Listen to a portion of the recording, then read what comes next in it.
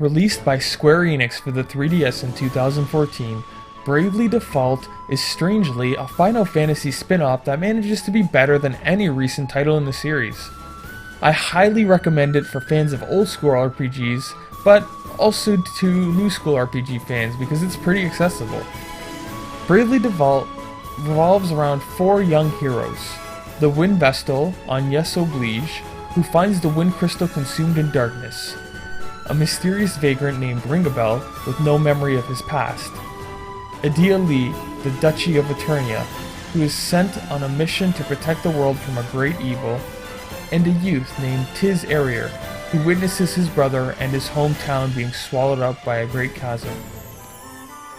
Coming to a week later, Tiz meets Agnes and Eri, a Christ fairy, who appears to be helping the Vestal purge the crystals of their corruption in order to stop natural calamities across the world. Agnes is being pursued by the Knights of the Eternian Sky, members of the Eternian military who have been terrorizing the city, with the goal of stopping the crystals from being awakened.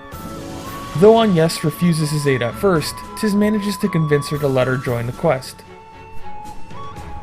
Though Agnes refuses him at first, Agnes allows Tiz to join her quest. Soon after, the two are joined by Ringabel, who owns a mysterious journal that seems to predict the future, and Adia, who becomes disillusioned with the Sky Knight's dishonorable actions and, after finding the Vestal to not be as evil as she thought she was, defects to her side. Together, these four heroes go on a quest to awaken the four crystals and save the world. But let's just say things are nowhere near as simple as that. The story of Bravely Default is surprisingly good. The first half of it is a little slow. You have this typical Final Fantasy story, including the crystals and the characters trying to save the world, but you'll find that these four heroes are so strong that you really don't care about a lackluster plot. But then the second half of the story has this really great twist, which made the plot a lot more interesting. It's a strong story about friendship, duty, morality, civil disobedience, and truth. Nothing is black and white with Bravely Default, and it stands out because of this. The plot actually keeps you pretty compelled and into it, managing to be pretty mature, and you really want to see your team succeed. Another thing is that all the side quests are actually worth doing because they add a lot to the story. All in all, it's a really memorable plot. The characters are what really makes this game shine though. Tiz is your average do-gooder and a simple country guy. Agnes is the white mage, soft-spoken, polite female lead, so neither of these two characters are that awesome. However, Adia is a princess who betrays her kingdom to join your quest, and she's sarcastic, confident, and freaking badass in battle. And finally, there's Ringabel, the best character in the game. You know that horny character in every anime? Well, get him to tone it down a bit and then give him the suave of Dunban from Xenoblade, and you have the recipe for a character who can be comic relief and cool at the same time. Best of all, these characters interact with each other realistically, they all have interesting relationships with one another, and you'll learn to love them, as well as a few of the other side characters. The gameplay is where this one really shines. The game revolves around the Brave and Default system, where you can bank up turns by defaulting, and then Brave to unleash up to 4 turns or attacks in one turn, all at once. They take this really simple concept and really run with it. It's such a brilliant idea because it's still a traditional RPG, except with a great twist. And actually that goes for the rest of the game as well.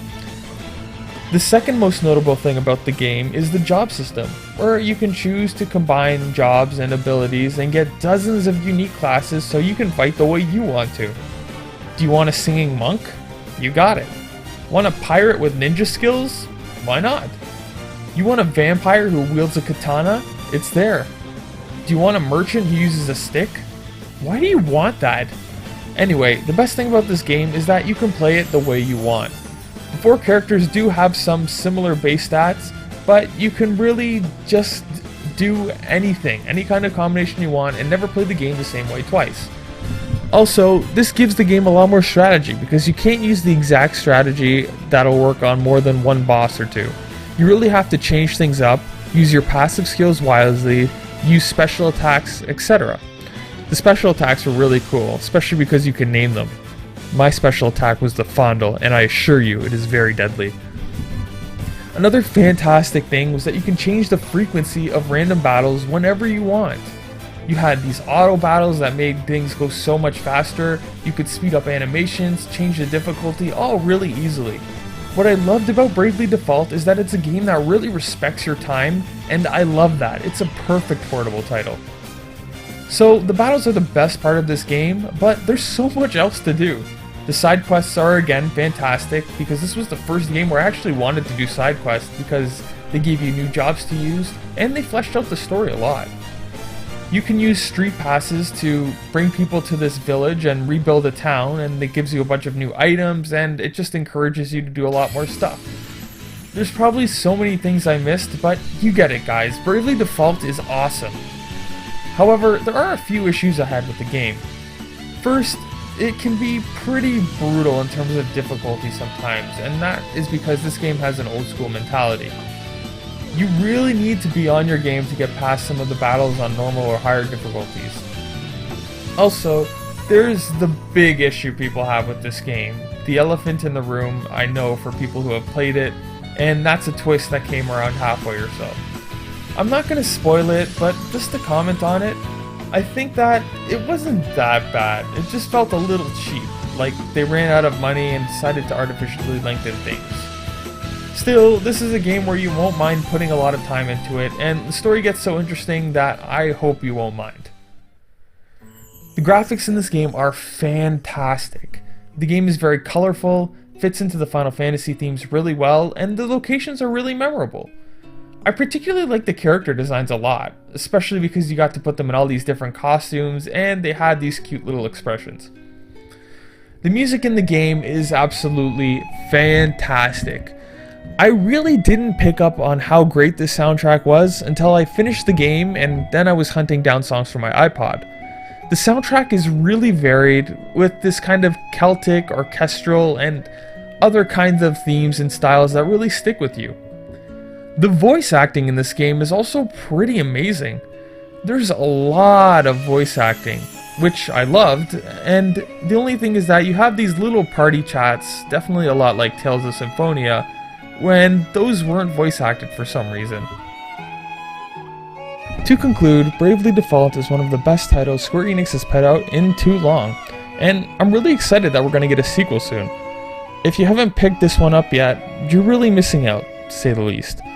All I can say is, don't default on Bravely Default. Thanks for watching.